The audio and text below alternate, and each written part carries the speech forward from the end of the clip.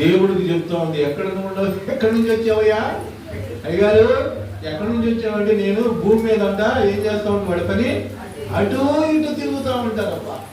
సైతానుడు కూడా ఆ ఇంటికి అటు కాలు నిలవదు వాడికి, ఇంటింటికి తిరుగుతాడు. ఏ ఇంటిలో నాకు అవకాశం ఉన్నది, ఏ ఇంటిలో నాకు సందు దొరుకుతుందా, ఏ ఇంటిలో ఆ కుటుంబాలు చిచ్చులు పెట్టాలా, తగాదులు పెట్టాలా, కనులాటలు పెట్టాలి, సంతోషించాడు. వాడేంటి, ఎవరిని అనారోగ్యపరచాలి, ఎవరు రోగాలు తేవాలి, ఎవరిని ఆ బాధ పెట్టాలి, వాడి పనిదే. సాధారణ కుటుంబాలు వాడు అటు ఇటు తిరుగుతూ ఉంటాడంట. ప్రతి ఇంటికి వస్తాడు. నీ ఇంట్లో ఏం జరుగుతుందో వాడికి తెలుసు. సమాధానం లేకుండా, సంతోషం లేకుండా వాడు అటు ఇటు తిరుగుతూ ఉన్నాడట.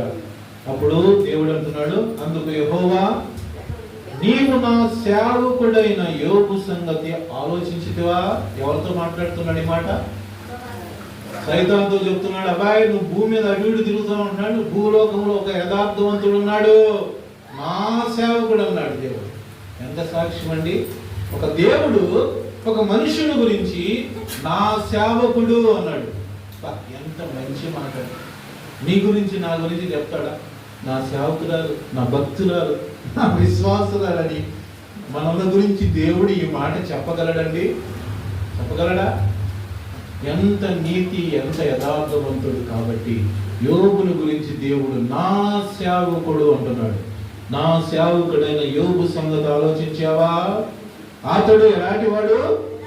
అందుకని దేవుడు నా సేవకుడు అన్నాడు. అతడు యథార్థవర్తనుడు, న్యాయవంతుడనై దేవుని యందు భయము భక్తి కలిగి చెడుతనమును విసర్జించిన వాడు. భూమి మీద అతని వంటి వాడు, చూడండి, అతని వంటి వాడు ఎవడును లేడంటమ్మా. ఎంత ఒక మనుషుని గురించి ఒక దేవుడు చెప్తున్నటువంటి మాట, నా సేవకుడు. ఇక మనం కూడా చేసే భక్తి మనల్ని రక్షించగలదా? నువ్వు చేసే ప్రార్థన, నువ్వు చేసే భక్తి నిన్ను నీ కుటుంబాన్ని రక్షించగలిగినటువంటి భక్తి నువ్వు చేస్తున్నావా అని ఆలోచించు. యోబుల గురించి అయితే దేవుడు ఒక గొప్ప సాక్ష్యాన్ని, స్టేట్మెంట్ ఇస్తున్నాడు. నా భక్తుడు, నా సేవకుడు, యథార్థవర్తనుడు, అతను ఏ పాపము లేదు, యథార్థంగా మాట్లాడతాడు, యథార్థంగా జీవిస్తాడు, యథార్థంగా ప్రవర్తిస్తాడు.